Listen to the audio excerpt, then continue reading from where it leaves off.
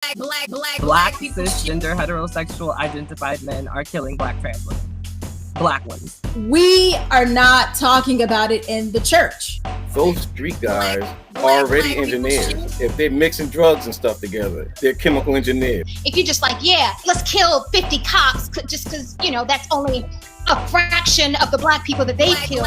Wait, now you're talking about my wife. For those of you who are joining in, we are talking about just the housing in the Black community and owning property, why it's important, and how to get yourself in there. When I think of financial literacy, I just don't think of the classroom work. I think some of it is practical application. I'm scared, especially, calling them to arms, talking about poll workers or poll watchers. That is rooted in history of voter suppression and intimidation. Joe Biden needs to make that a part of his educational platform. Call that shit out. I don't see much value in you speaking in tongues, and yet when you speak in English, you don't say nothing for my people. Many of the reasons why we're dying is because of the conditions we live under that cause our health to be so bad, and that cause it's the food, it's the water, it's clean that shit up first. When their fathers have prostate cancer, I had like a 150% chance of getting cancer, being diagnosed with cancer. I had a friend that did a raw vegan diet, 20 years remission, had thyroid cancer, never had surgery. I'm like,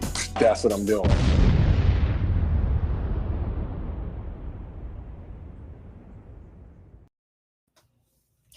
This week in Black People Shit, what have you done for me lately? Biden's first 100 days. I'm your host, Christy Ferris. As President Joe Biden reaches his first 100 days in office, we want to take a look and see what gains have been made for the Black community after coming out en masse to help him win the election. Today we have with us political strategist and pundits, Chelsey Cartwright, to help us navigate all that has happened under this new administration. And always, I have with me actress Janora McDuffie and writer Abdul Majid. Hey, what's happening? Hey. Oh, nothing. What's up, You're Janora? blinking. Man, what's up? The sky. It's another Wednesday. I feel like you blink and then we're all back together again. I know. And so much is always happening over that time period. I mean, I just feel, it's always so funny. I don't know.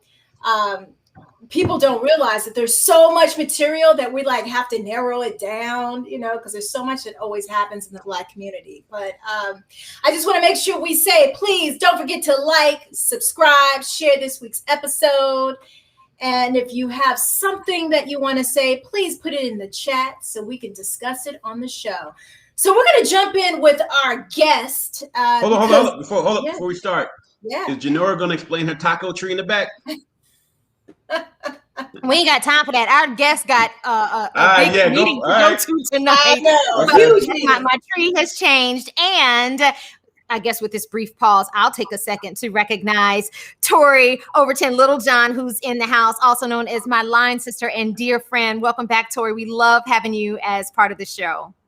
Nice. I love it. We definitely gonna get to that tree in the back because we got to celebrate the holidays.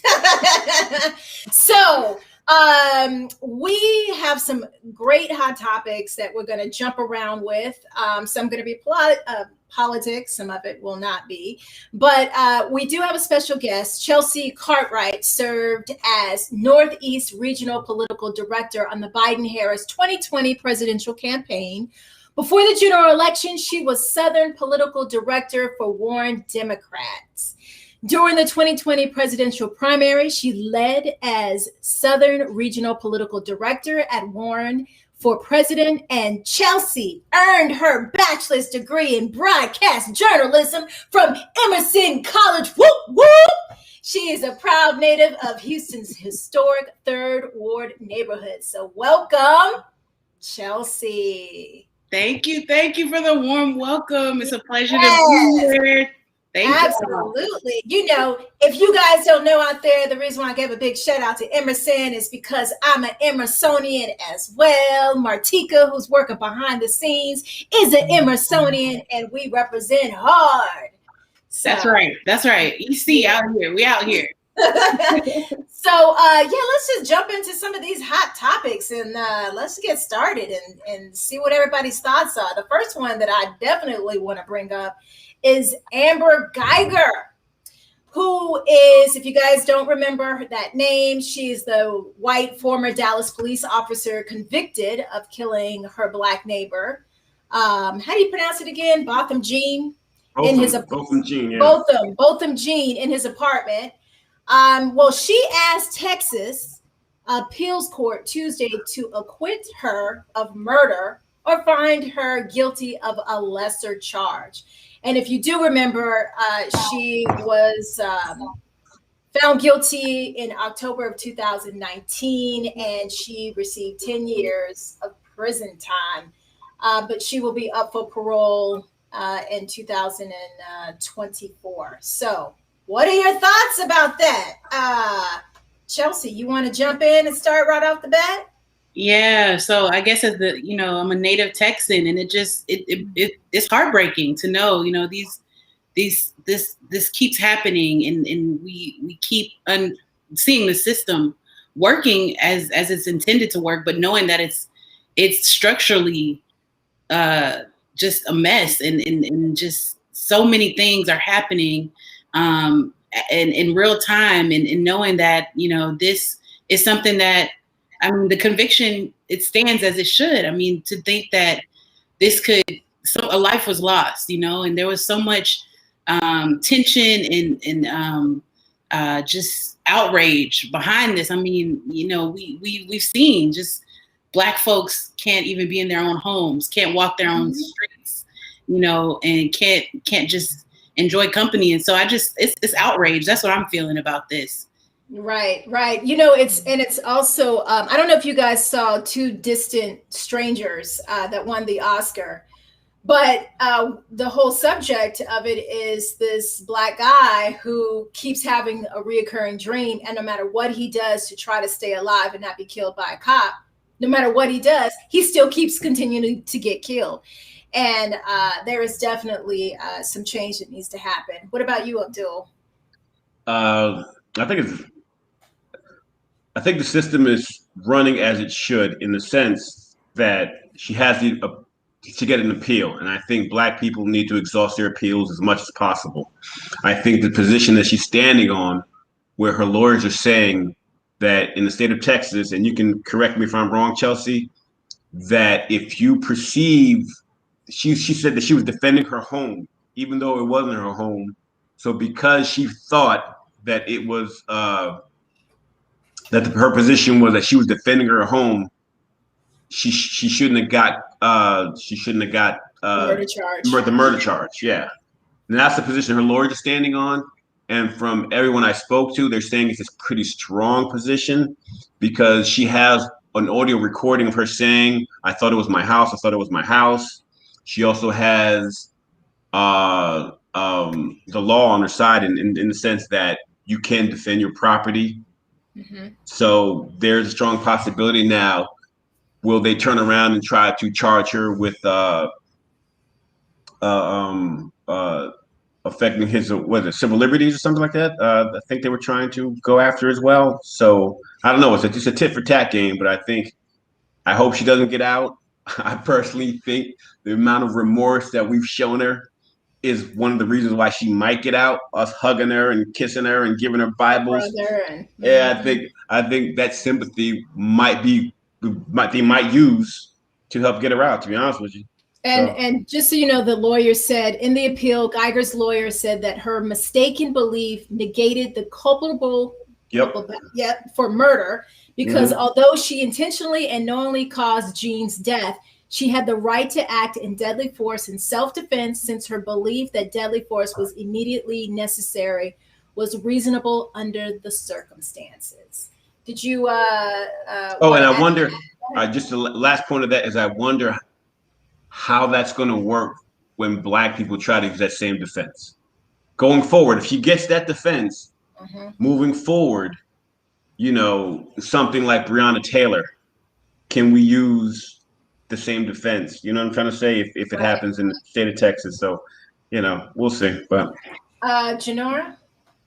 Yeah, I think you both had it right in terms of the law is working as it should, but the key is do we have equality of protection under the law as Black folks and application of the law as Black folks? As in, if the tables were turned and it was a Black man going into a white woman's home and the same shit happened, would it be the same grace given to him to appeal as it is to this woman? So that to me is what this brings up. And I just hope that we can continue to have this dialogue, have this conversation.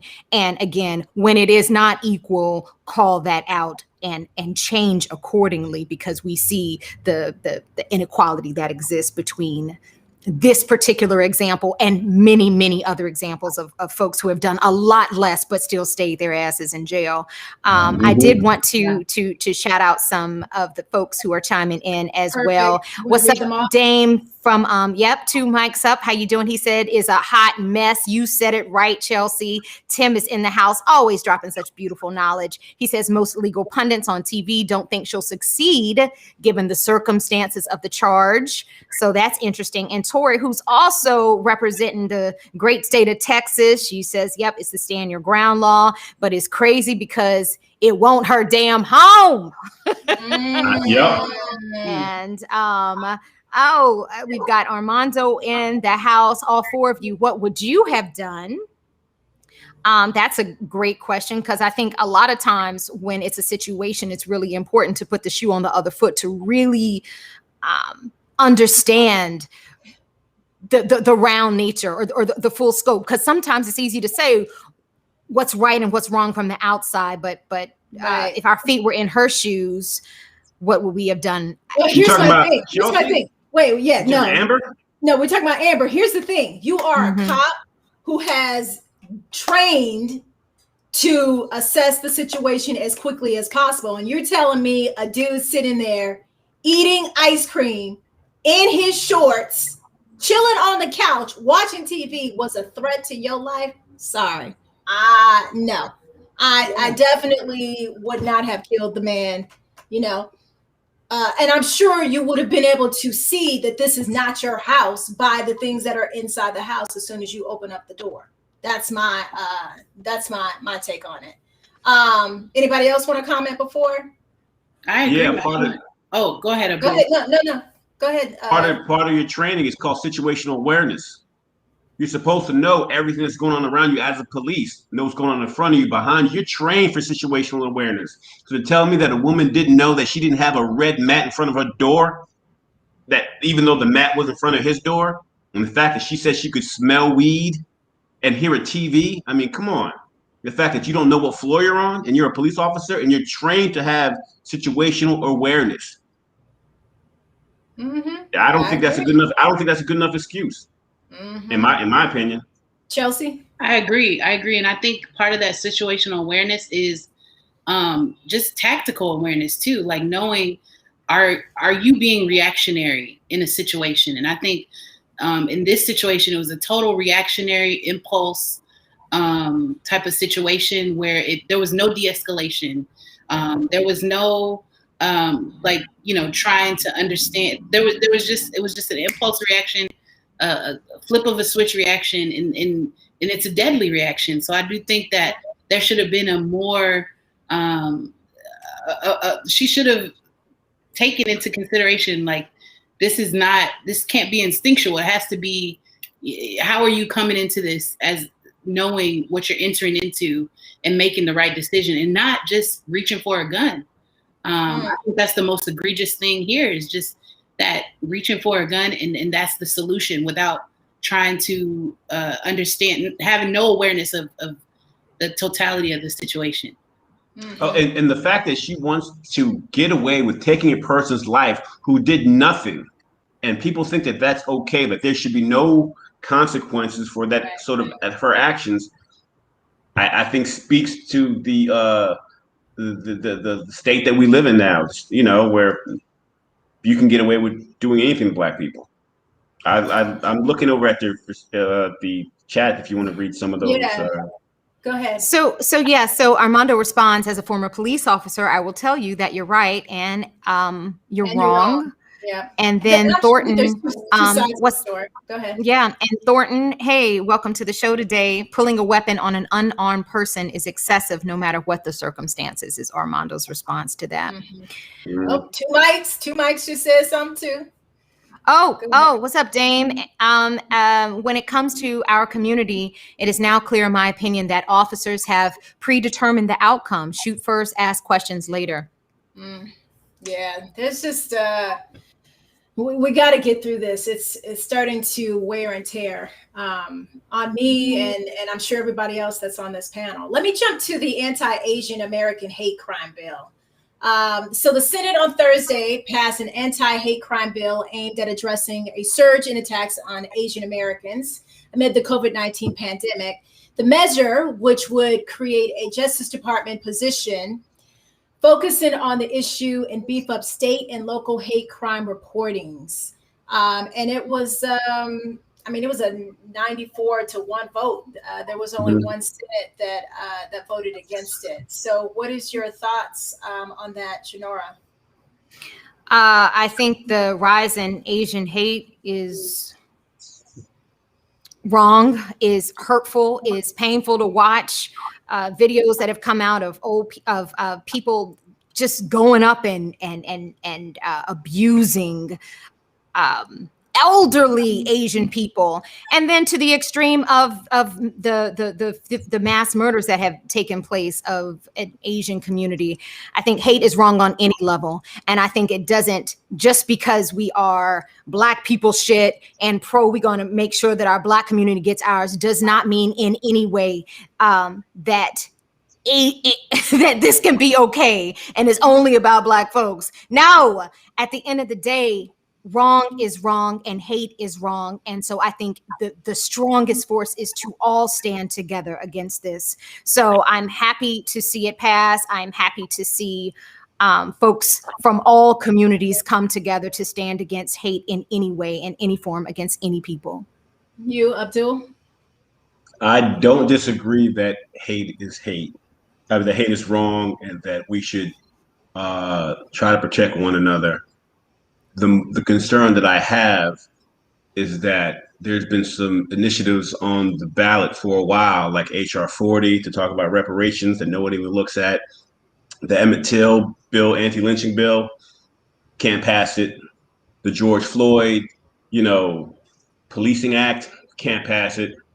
And to have the pushback for something like the Emmett Till bill for anti-lynching, the problem with the bill that Rand Paul said was that it was too wide of a scope. It covered too much. They had to narrow it down. He wanted it to be lynching in the act of actual lynching someone's necks. And they had other forms of harms to the human body that would be considered lynching. And the guy, Josh Hawley, the one Republican who pushed back on the bill, he said the exact same thing about the anti-Asian bill, but it got passed. But when it came to the exact same terms and terminologies that were used in the George Floyd bill, it didn't get passed. So why is it that our community, who vote in mass, because if you look at the disparity between the Asian voting and Black voting, Black people overwhelmingly vote more than Asians. And then collectively, the population of Asians don't vote as much as other groups. They vote less, and in the last couple of, the males tend to go Republicans, the women tend to go slightly Democrat by like 40-something, 50-something numbers. So I'm saying that we put all our efforts into a party and we can't get a bill passed, but people who barely skim the surface of support that we show get bills passed. And I'm trying to figure out, what do we have to do in order to get what we want done? So that we're not getting killed. So they're not getting killed. Yeah. Because hate crime is a federal law already. To be honest with you, this bill is kind of redundant. If you look at the way it's written out, it's kind of redundant. But they passed it because of what's going on with the Asian community. And there's another part to this. It's me being petty about the Asian and Black experience of how we've been treating one another for the last several years that I don't really want to go into unless we're really going to take that deep dive into it. But I'm more concerned, how is it that we can't get our bills passed and they can. And before I let you jump in, Chelsey, so just so that you guys know, the Emmett Till Anti-Lynching Act, it was introduced January in 2019 by Bobby Rush, Representative Bobby Rush. And then it passed on February 2020. Congress. And, yes. But it seems to not go through. The Senate, right. Yeah. And just so people know and understand, the crime of lynching succeeded slavery as the ultimate expression of racism in the United States following Reconstruction. It was practiced a lot in the 20th century.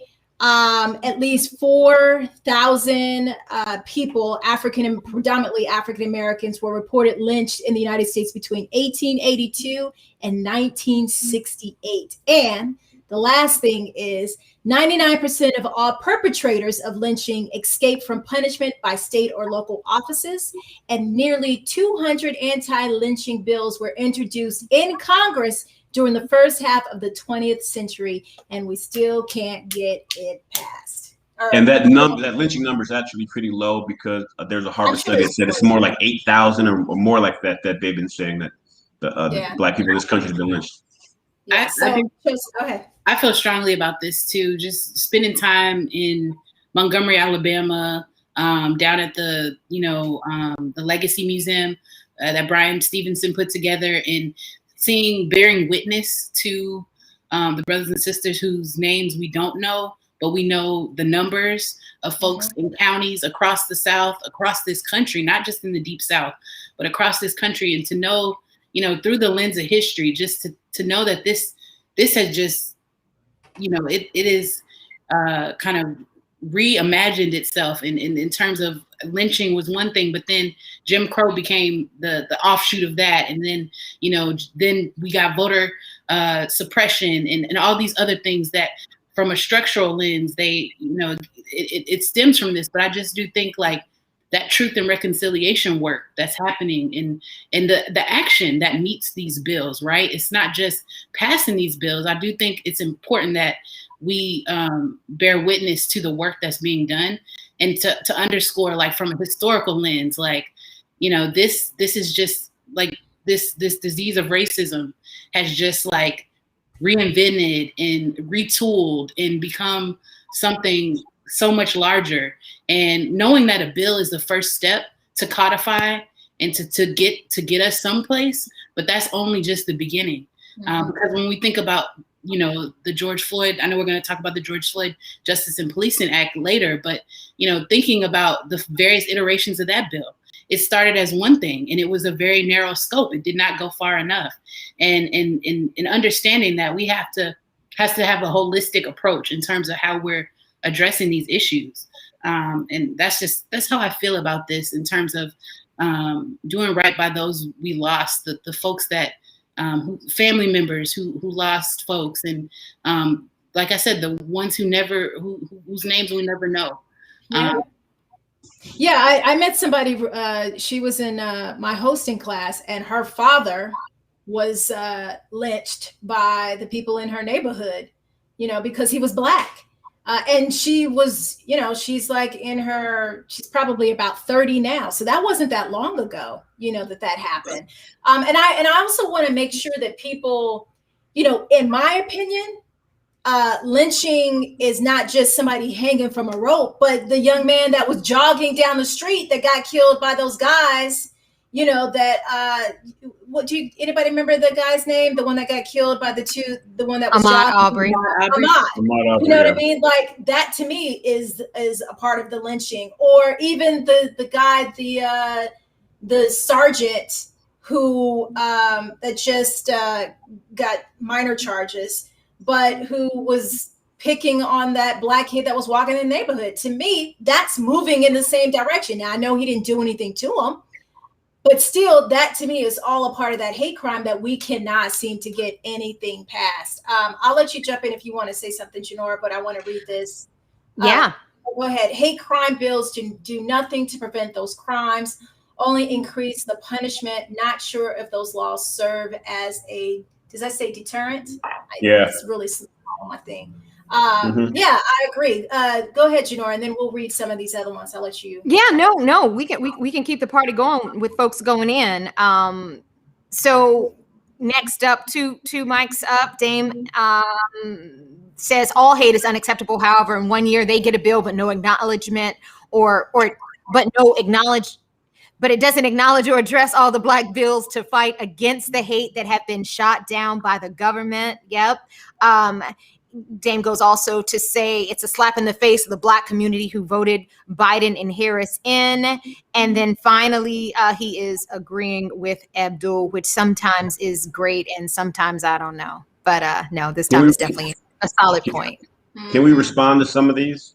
Yeah, let me just say this one. I just want to make sure Armando gets recognized, and he doesn't think that the person will get away with it. So I just want to make sure I show that. Go ahead. I think the issue is with a lot of these hate crime bills, and the reason why they have to be so redundant and so extreme and increasingly over and over is because those that we put in charge to enforce these hate crimes, when it comes to Black people, don't enforce them the same way they do with other communities. And that's why I know what's the name? Said it. No. Two mics up. Tim. I couldn't remember to see Tim, but Tim said that hate crimes do nothing but prevent those don't prevent those crimes. But I think you have to constantly make it worse until we start. It's still those who are in charge of enforcing those penalties do that equal-handedly with Black people. And that's the issue. It's like we have to constantly put it in your face, make it worse, make the punishment worse, so that you'll finally at some point say, okay, we're going to equally hand out the justice, because it will never stop unless, And I also think that if people are being punished by their actions, they're going to think twice about it, because so many white people were able to get away with killing Black people, Emmett Till and the rest, and that they weren't being punished. I think now people will start to think differently, hopefully, if we can get some of these laws passed. And the same thing that happened with what was that girl's name? She had the same last name, the one with the park that had the dog. Amy Cooper. Yeah, she shouldn't have got away with what she did, because I think, that would have set a precedent for other people. Like, maybe we should stop calling on Black people, calling the cops on Black people and trying to get them killed and, and in trouble with the cops. It was reassuring to know that she faced professional repercussions, called out by her job, called out by, like she was held like not fully accountable because it happened, right? But there were some repercussions, and if took the dog, I gave it back to her. But go ahead. Yeah. I think my last comment on this is definitely in the direction where Anthony is going. So thank you, Anthony, for being here and for your comment. He says, hey, from Battery Park, New York. I just took some pictures down at an elementary school in Battery Park. I will post them on my Facebook. They are wonderful pictures about the unity of children from the mouth of babes. They will lead us to peace. And what my comment is by the time we have hate shit going on, that's the cure. Remember, an ounce of prevention is worth a pound of cure. Let's start early in teaching compassion, love, unity, so there is no hate when folks get to adults. And I know that sounds so hoity-toity, like, a fantasy land, but I do believe that people, when we infuse humanity early on, it makes a difference. And so I would love for just as much energy to go into the education of just unity and compassion of folks, so that we don't even need some hate crime bills down the road. So thank you, Anthony. And that is the end of what I have to say here. I would like for people to be more specific on who are the people perpetrating these crimes. We keep talking like racism is handed out, or this bigotry or stuff is handed out even-handedly. The situation is simple. It's not about Black people doing anything to other people. It's about white people harming Black people, and no one will say that. And unless we get to the core of that and stop being this "we are the world" sort of stuff, we'll never get to the issue of the problem. The problem is the fact that for years, generation, a group of people have been harming everybody else. That's a fact. That's a fact. That's a fact, Janora. Empirical. Abdul, I am not in my elementary school. I am not teaching that the white folks are the ones that have caused all the fall. I'm not saying that. I'm saying that. What I'm teaching at my school. I'm saying that you need to teach these kids that you're responsible for your community. And part of being responsible for your community is teaching your community not to hate other people, because they've been hating other people for a really long time. Yeah. Yeah, I mean, listen, I want the world to be love's in need of a love today. I think I'm not singing it right, but I agree with both of you. For what's worth, I do think kindness, we have to infuse that in everything we do. But I do think there needs to be a reckoning in terms of the underpinning of history and understanding that this did not all happen in a vacuum. Like it's been happening, and we've got to be aware of all that's going on in order to then create a better future. I do think that when we have both of those in mind, we're able to then be more, it's a way to really write the course and get things done. I keep reminding. Go ahead. No, I'm looking at old P. Armando said, but Black people harm their own also. Black crimes are crimes of poverty. They're not crimes of racism. Black people aren't harming other Black people because of their race. They're harming them because they're poor and have no access to the goods and social services. That's the problem with Black crime. I don't agree with that. I ain't about to have this conversation today. We got Chelsey, who we ain't got Biden yet, but I'm saying I don't. If you want to put your facts on the table against mine, we can do that. I have, in any day, if you want to put your facts on the table against mine, I cannot wait for that episode. But right now, we're gonna move to Chelsey, so we need to talk about politics. Yes, well, we're gonna now move over to the George Floyd bill. So February 24th, 2021, the bill passed the Democratic-controlled House of Representatives on a mostly party line vote of 220 to 212, but it has not yet been voted upon the Senate. There's so many different things that has to do with this particular bill. Chelsey, do you want to give any insight, or what are your thoughts about this particular bill? Well, I do have to say I'm just glad the urgency has oh, sorry. I did not mean to share my screen. Sorry, I hit the wrong button. We didn't see it. We didn't see nothing. I just think the urgency, like, I'm glad to know that we are moving things forward. We're meeting the moment. I know, like, the past 2 weeks have just been exhausting, right, for Black folks, and just to know that we're carrying all of that, but we are not losing sight of, like, the ultimate goal, which is justice in terms of this act being passed. And so, you know, I'm very hopeful. I'm optimistic that this thing will be moving in the right direction. Karen Bass's leadership, Congresswoman Karen Bass's leadership, to get this thing done and to not cut corners, right? I think we saw what it takes to make this holistic and comprehensive and accountability, right? We know that the Chauvin verdict was accountability, but we are not stopping at that. And so I just think I'm happy to see that this bill is as comprehensive as it is, and it's a first attempt at getting this done and doing it the right way. And so I do think, you know, with it coming out of the House and making its way to the Senate, we're on the right path. And so I think that, you know, I'm all about the, you know, the big proponent of justice being moving our feet. We have to act. And so getting this moving in the right direction is what justice and accountability truly means to me.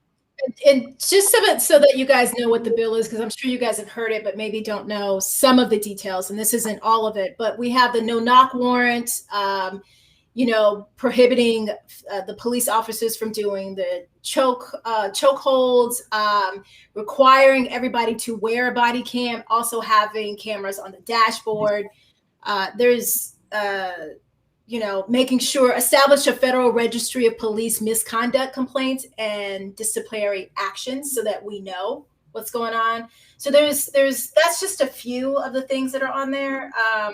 Janard, what are your thoughts?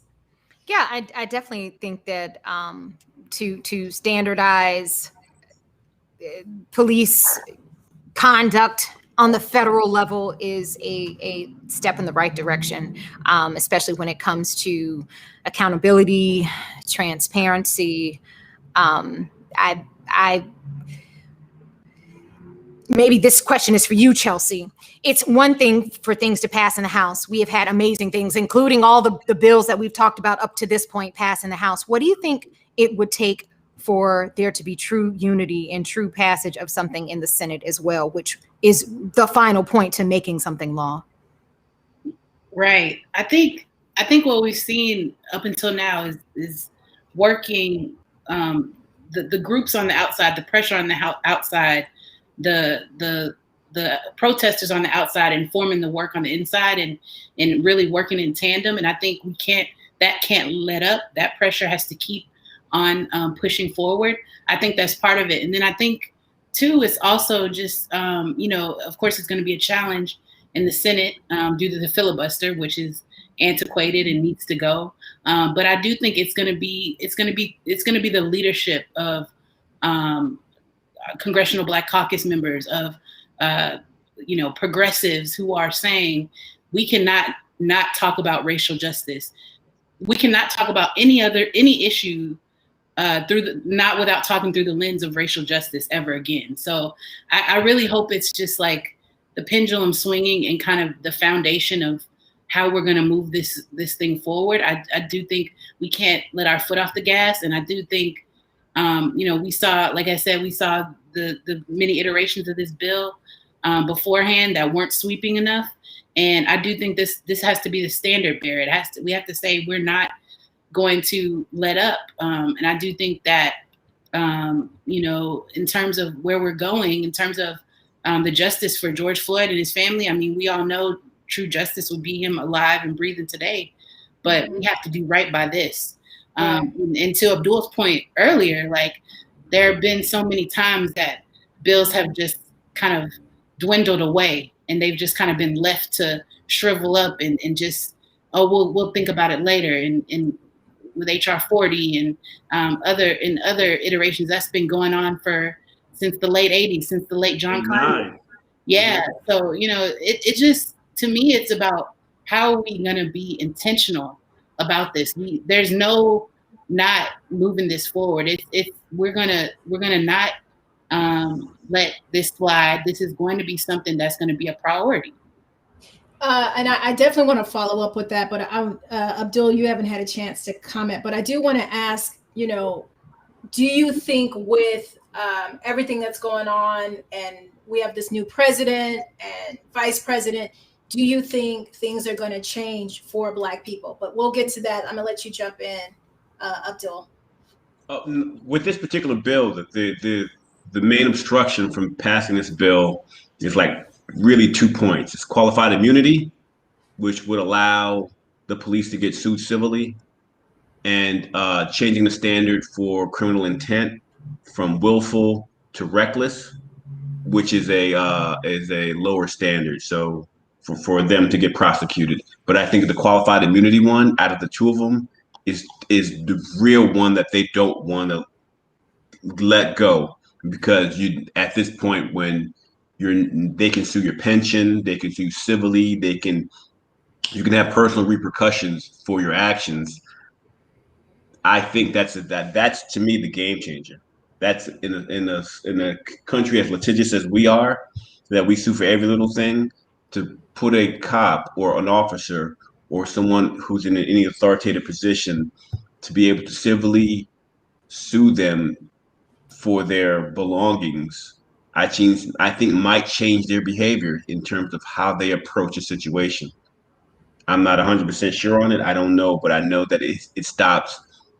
Like, I know it's almost really simple, but in the NBA, The way they got to people from fouling hard was suing them $50,000 a foul or flagrant foul or something like that. Like they went for their pockets, and actually did deter a lot of these fouls in the NBA. I know the NBA and policing are two separate things, but the point I'm making is that when you go for people's pockets in any part of this country, as capitalistic as we are, you really tend to make a change.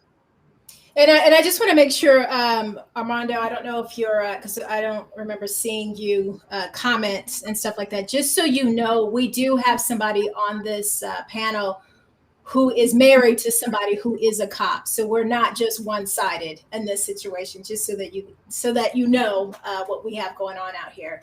I wanted to ask Chelsey, because I know your time is going to be cut short. What are your thoughts about, because we also wanted to bring up the whole thing with the Native American bill, and Abdul has a little bit more information about it. But do you think in the next 4 years that people of color, Black people, not people of color, let me say, Black people, will see change with the whole racial stuff, with equality, with is that an agenda that you think the new team that are up there, are, administration, is that important to them? And are they going to be able to do it? Yeah, great question. And, to put it plainly, I think, yes, I think racial justice is at the fore of this agenda, right? And very tragically, we see just the day-to-day just happenings of what's happening in this country. It feels like we're just reliving all of the tragedy, and it feels like each case we learn about is that should be what frames this conversation. I think is like, this stuff is not happening in a vacuum. This is indicative of a larger issue, and so I think that the racial justice work, the healing work that needs to be done, yes, it needs to be codified by law. And I feel I feel very hopeful and optimistic about the George Floyd Act being passed. But also it doesn't stop there, right? When we talk about climate justice, environmental justice, we have to talk about the inequities that are the underlying inequities. And I do think, Abdul mentioned qualified immunity. That is definitely high up on the menu of options that folks need to be held accountable for. And also, I feel the same about the training and the de-escalation techniques, just the structural, underpinnings of when we talk about what justice looks like. So I think we have to be transformative. I think we have to reimagine and not just use those as buzzwords.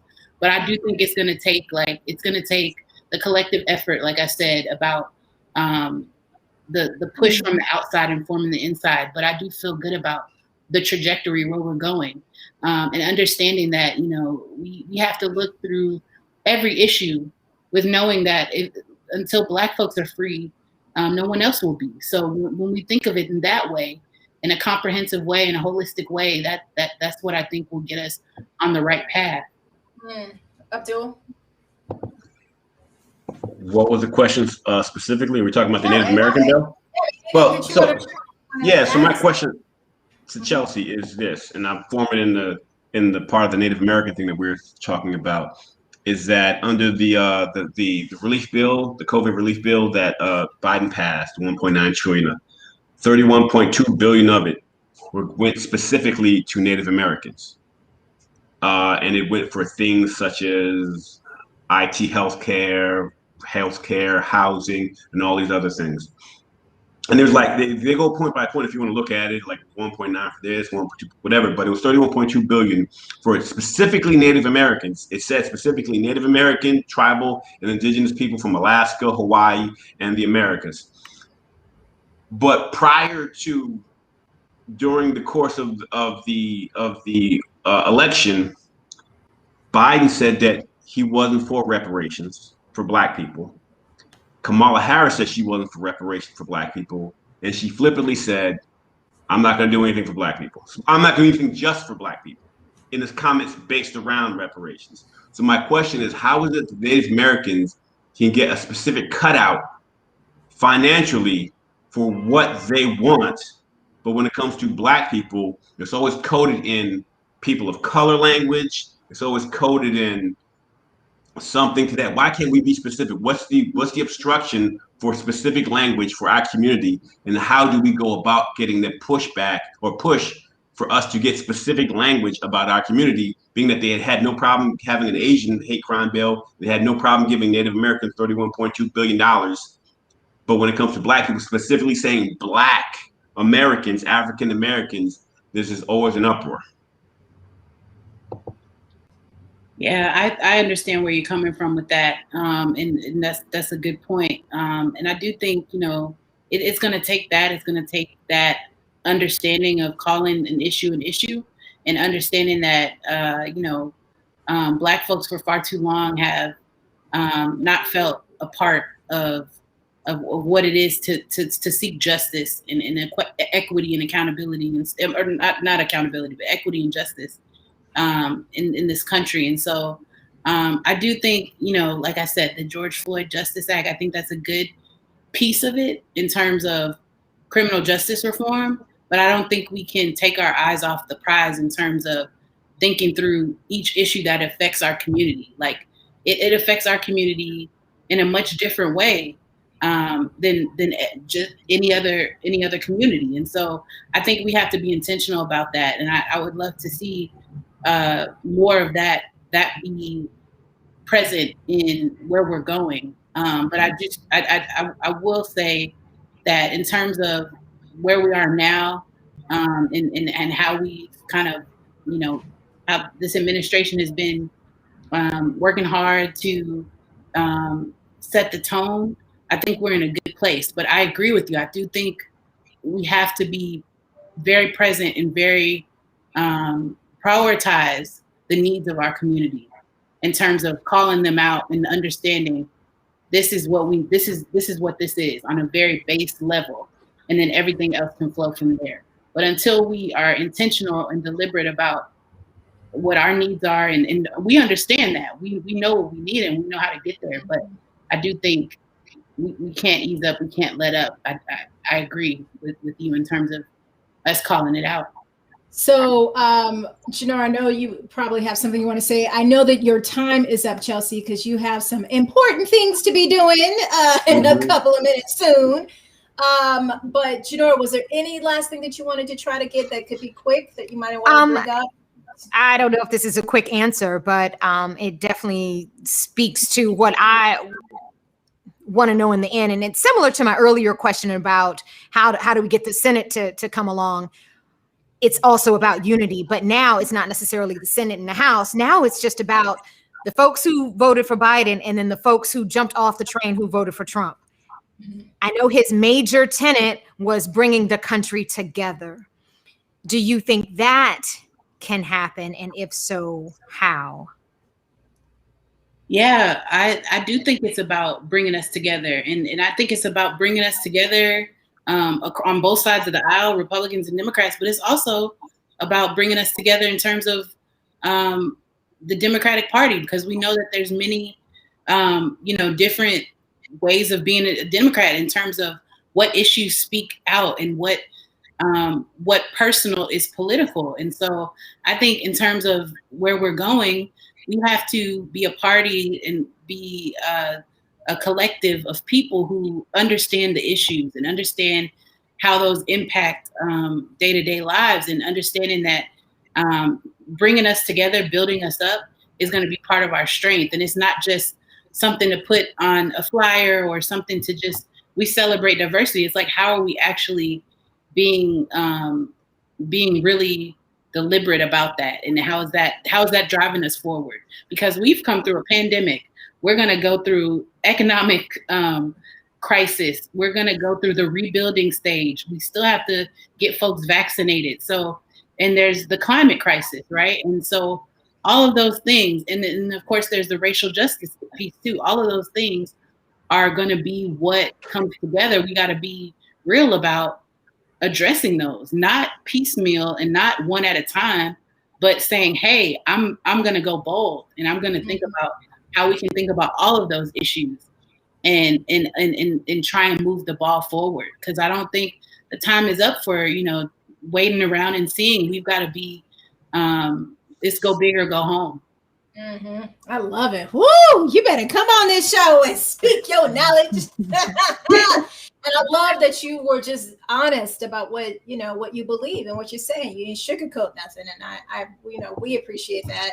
I know we can't do claps or anything, but let's give a little, clap up for Chelsey. Thank you for coming. We know that you have big things, and Biden is gonna give his speech soon, so. We want to say thank you for coming on. Emersonian, I got mad love in the house. Appreciate it.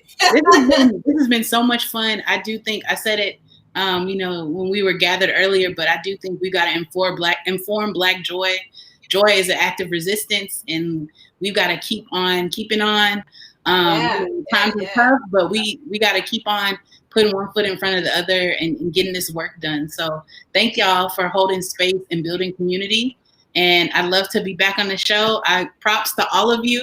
And I hope nothing but joy and good things can come for the rest of y'all's week. So thank you for having me. Absolutely. Real quick, is there a social media or anything that we can follow you? Anything like that? Do you have? Yeah, I'm on Twitter. I don't really use Twitter that much. But I'm on Twitter at Chelsey_Roy, Instagram Chelsey_Roy. And so, that's me on socials. But yeah, I appreciate the opportunity. Y'all keep on keeping on. Yeah, we'll have you back soon for sure, because I love what you had. Drop some knowledge. So go do you, handle your business, your work that you got going on, and we're going to continue the conversation. All right, y'all. Have a good one, Chelsey. Have a good one, Chelsey. Hi, Chelsey. Yes, y'all. That was dope. She really was bringing the stuff, and I love the fact that she was so real about everything as well. Mm-hmm. So, do we have time for the hot topics, or we just want to answer some of these questions? I see a lot of messages. I know. You want to go back, Janora? Yeah. Thank y'all for chiming in the conversation. Whether we get to you or not, your presence, we feel it and appreciate it. And so when me and Abdul were going at it, Joseph chimed in. Hey, Joseph, The Passion of Abdul should be the sequel to the next movie about Jesus. Yeah, all right. Tim chimed in earlier. Germany came face to face with their sins perpetrated against Jews. Their post-war government imposed a national curriculum taught in all schools. We have large swaths of our country that refuse to teach transparent and honest history. This needs... it needs to happen. It needs to happen. Yeah, I think that would be a great step in the right direction. And that could be taught in my school too, in addition to compassion and love. Yes. And in terms of conversation about cops, Dame says all officers aren't bad, but the hierarchy and how policing is done has left an ugly stain. There should be stringent background checks. Hiring policies need to be scrutinized and people held accountable. I think we're all on the same page about that. And Eric agrees as well in terms of there are very good law enforcement officers. They just get lumped into the same barrel as bad cops. Tangerine is in the house. What's up, Tange? We always love to see you and feel your presence too. Hey, BPS fam and Chelsey. And I think and in terms of our last conversation with Chelsey, Dame says, it seems we're still being asked to integrate into a system that was not created for us. How do we change that narrative? And Thornton wants to know, the Republican Party didn't seem to show much enthusiasm about the bill. Do you think this will be an ongoing forward issue in the Senate? I guess we will all just wait and see. But hold space for the positive and for things and people to evolve. Wow. Yes. She broke it down for us. Thank you, everybody. Yes. Thank you. I just want to make sure that we mention, because we started, instead of us we kind of went backwards. We just want to make sure that we bring up that Shock G passing from Digital Underground.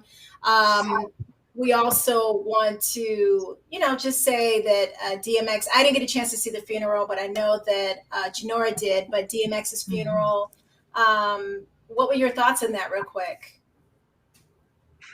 Janora? So in terms of Shock G, man, rest in power. He gave us so many good memories, and his Humpty Dance truly is an example of music transcending and bringing together all people who of every color around the world was not doing a Humpty and knew all the lyrics too. So I'm all about 90s hip hop. So Shock G, thank you.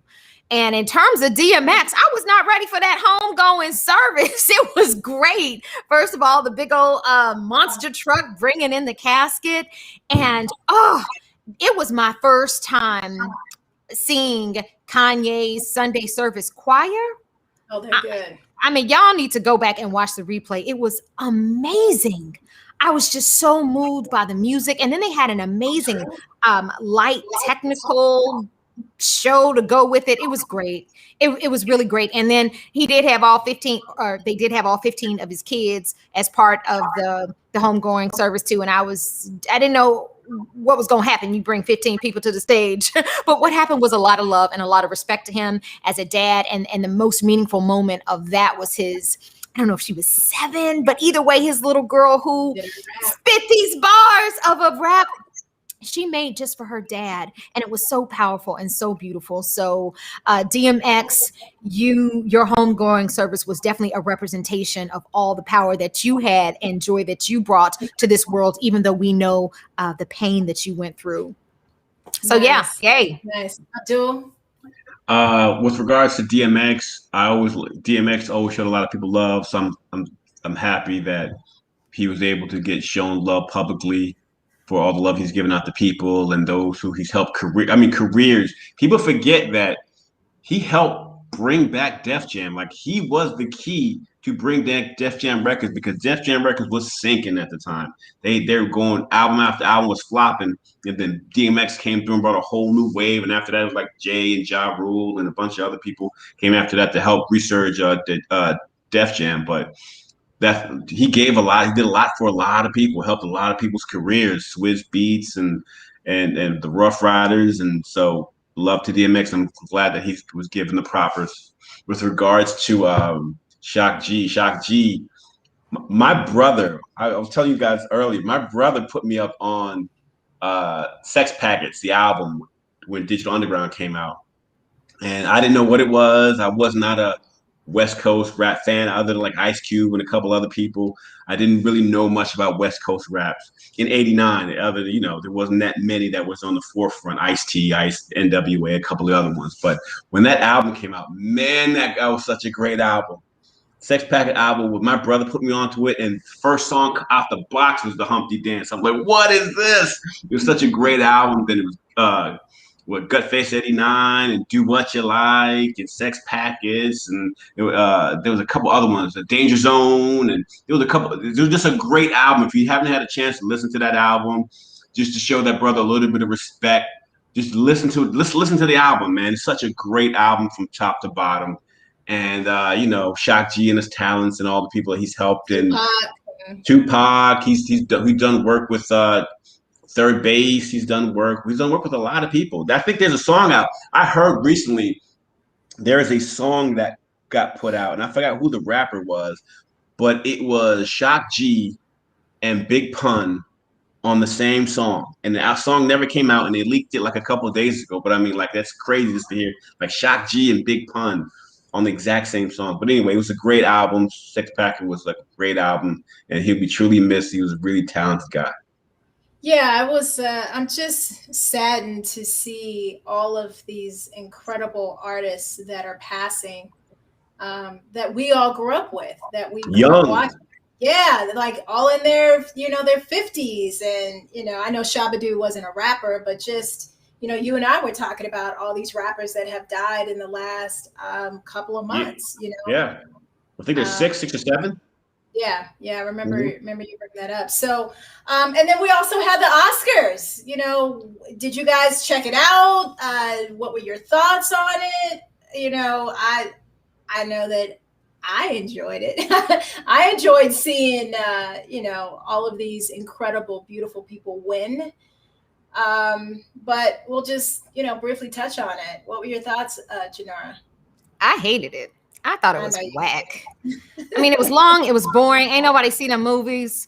But it doesn't matter what year it is and how many movies I've seen or have not. I will tune in because one, it's my industry, but two, just respect for the craft, for movies that take us somewhere, help us imagine and see the world in a different way. You couldn't do none of that because they never showed any clips. Like, you're talking about all these movies that half the folks watching haven't even seen, and you're not even going to show a little bit of snippet of it or a snippet of a performance or any of that. So I just thought that was whack. The memoriam went by too fast. It wasn't even a full second per person. It was a lot of people, but give them time and respect and honor or something. It just was too fast, and I felt that was disrespectful for the people who lost their lives this year, who were in the industry. I did miss having a host. I don't know. I think they tried, but I think it fell flat. Now, granted, I did appreciate the effort to put more folks of color, folks that look like us, in the show. I know the lead up, the pre-show was Lil Rel and I forgot sister's name, but either way, I thought it was great, and that's why I was really excited to watch it. The pre-show had all the musical acts. But the show itself just really fell flat, and I was very, very disappointed. And then the end, when they tried to switch the best picture, which usually is the last, but instead they put the best actress and actor as the last, and then it was Anthony Hopkins when we thought it was going to be Chadwick, and Anthony ain't even show up. It just sleep. it was just a reflection, I think, of just how they missed the mark this year with the Oscars. And I guess because I fast forwarded through it, that's why I think I enjoyed it. So I just went to the parts that I wanted to see, which even though I know that you wanted to see the clips, I enjoyed hearing the backstories of everybody, how they were an intern and such put them on, and how they are where they are, and nominated for Oscars.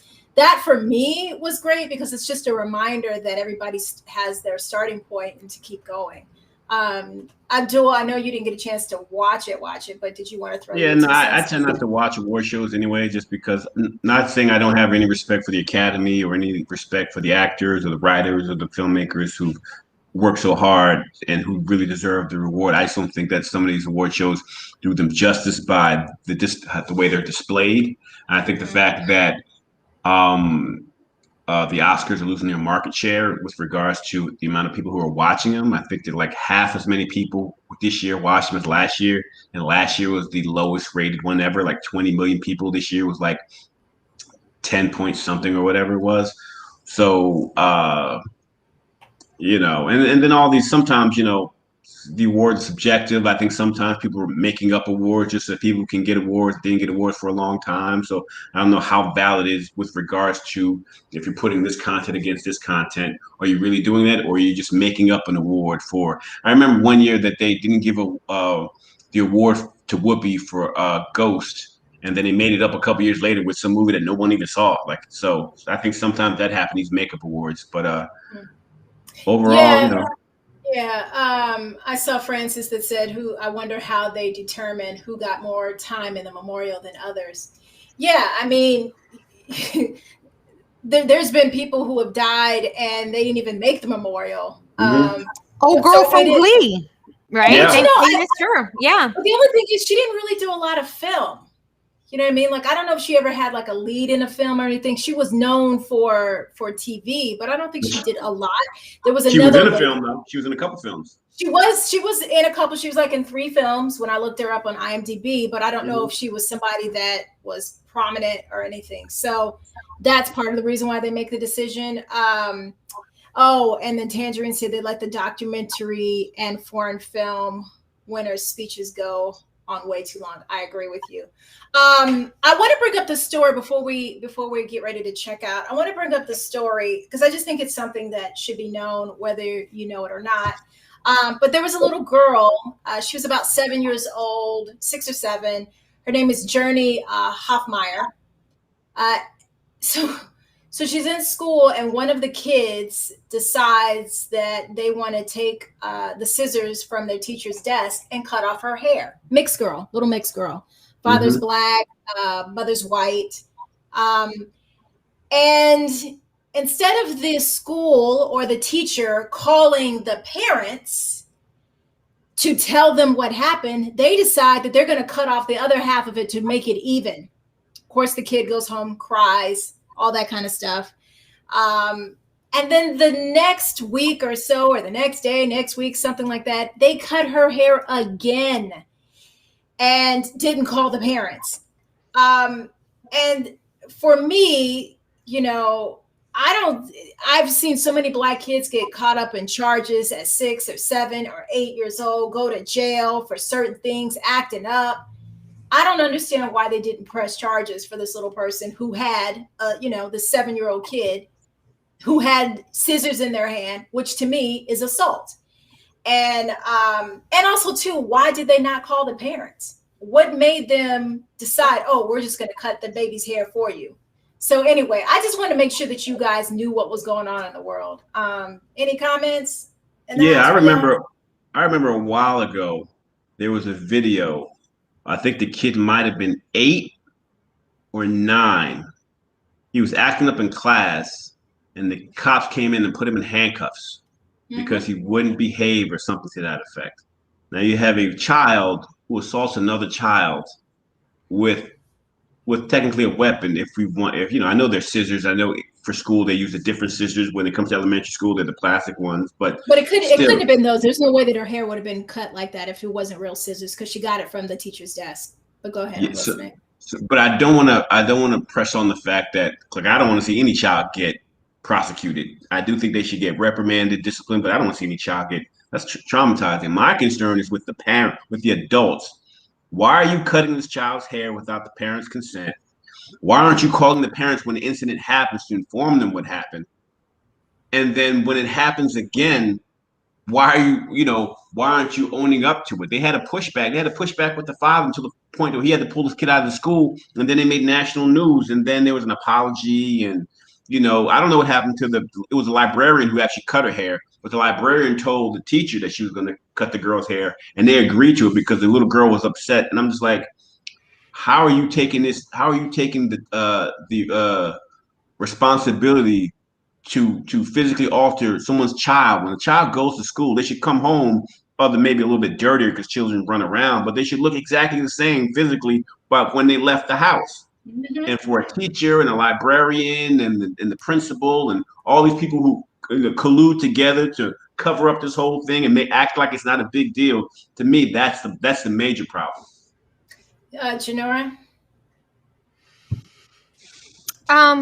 Yeah, I think that the biggest issue in this whole story was that the parents were not involved in any of this. And in the child, when the child cut the fellow student cut the child's hair, and then when the librarian went to shape it up, even it up, and for the parent not to be contacted, I think is wrong on so many levels. And in terms of the sensitivity or understanding that specifically Black hair, like it's a whole nother issue. It on another level that brings in other things. I don't think that they were aware of that.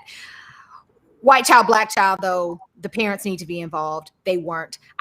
To Abdul, I don't think there was malicious intent with the fellow student that did cut the child's hair. Either way, a child with scissors against another child, that's an issue. From what I understand from reading the story was that the librarian had an interaction with the child, and the child said that she was unhappy with her asymmetrical hair, and the librarian was trying to help her feel better. Either way, the parent needs to be involved. I think that sometimes we take stories to like 1,000 on based on headlines. But I think they just missed the mark not involving the parents. That's all. And again, we don't know if the kid was being malicious or not, but I do remember incidences when I was 7 years old being called Blackie and all kind of stuff when I was a kid. You know what I mean? Like, maybe they did have bad intentions. Like, we don't know. But at the end of the day, you cut somebody's hair. And like you just said, which I agree with, Janora, is there is this thing about Black hair. And it took, you know, it takes it to a whole nother level. Just like when they made that kid cut his hair off wrestling with the dreads. Yeah, with the dreads. Yeah. You know, because this whole big, huge thing about, you know, people not being able to graduate because they have dreads. Now they've had that hair the whole entire 2 or 3 years, but now you're not going to let them graduate because of their hair, because they have dreads or they have locks or they have braids or, you know, and yes, I agree with you. If somebody cut my daughter's hair, I would be the lead story as well, coast to coast, straight up. So with all that being said, one thing, really quickly, because I had to look it up just to make sure I had the site. There is a law trying to be passed. They're campaigning. It's called the Crown Act. I thought it was already passed, but no, they're still campaigning for it from the Crown Act. Create, Respect Your Own World and Natural Hair, created in 2019. Crown Day 2020. But they just go to the website. The point I'm trying to make is www.thecrownact.com. There's a lot of information there that you can look up on your own for your own local community and how you can fight against it within your local communities and what have you. So look up thecrownact.com. Love it. Okay, so now we're going to get to our BPS person of the week. I'm so excited about this. So our BPS person of the week is LeVar Burton. He is an actor and a host that his being persistent paid off. As the host of Reading Rainbow, LeVar Burton has for years shown children the importance of reading, and now he's showing everyone that with persistence, you can accomplish anything. He campaigned to be the game show host of Jeopardy! He had been campaigning for years and years and years. And after a while, there ended up being this campaign where he got a whole bunch of signatures and he ended up getting the position. So I know he's going to be able to host the show, which I'm so super excited. Let's see. So Burton, who's 64, will get his chance in a week-long stint airing July 26th through July 30th. So with that being said, he is our BPS person of the week. And that is it, everybody. Great show. Thank you, Chelsey, for coming on our show, Chelsey and Cartwright. Thank you, Martika, for bringing her on the show. Yes to Emersonians in the house, all three of us. And hopefully you guys are going to watch, what's his name? Did I just say what's his name? President Biden. Tonight with his address, which I think is going to happen in about 2 more hours, possibly. Yep. Any last words for everybody out there? I just want to shout out the folks who joined us and threw some love. Got Dame again from 2 Mics Up. Check out that podcast as well. Great show as always, BPS. Hope you all have a tremendous end to your week. On purpose. Yes. And I was curious about this too. This is from Steve. Chrissy, who called you Blackie? I am looking for them. They better put beautiful in front of it. Oh man. Yeah. No, it was a little I'll never forget it. I was 8 years old in the 2nd grade. And and yeah, I'll never forget. So, how about that? Or, you're so pretty to be black. I got that one in the 7th grade, but that's a whole nother. And still you rise, sister. Heck yeah. Eric, thank you for tuning in and for the love. And Tangerine in the house. Good for LeVar. Just 1 week though. Yeah. I think everybody's getting BPS person and great show as always. So whether you were Dame, Eric, or Tangerine, or many other folks who tuned in, whether you commented or not, you are important and appreciated. So thank you for hanging with us another Wednesday. Abdul, anything? The great debate, Abdul Facts versus Janor Facts. Oh, it's coming, soon. Y'all. Oh, coming Jesus, soon. It's coming. Coming soon. Soon. Love will win. You don't have a snowball shot in Hades. Oh, hey, Kathy. And hey, Joseph. And I'm not paying attention to you, Abdul. We just gonna save it. We just gonna save it for the show. I ain't got no more time. All right, everybody. Well, we will definitely be back next week. Same time, same place. We always appreciate you coming in. Don't forget to like and subscribe, share, all of that great stuff. Tangerine said yes, the great debate. She can't wait for it. And yeah, that's it. You guys enjoy the rest of your week, and let's get some stuff changed because I'm tired, y'all. We need some change in America. Mm-hmm. Yeah. But you know what? It always starts with us. Yep. But it starts with us, y'all. Man in the mirror, for real. But I want to see it in our life. Thanks, Michael. All right, and it will. We're going to keep hope alive. Bye.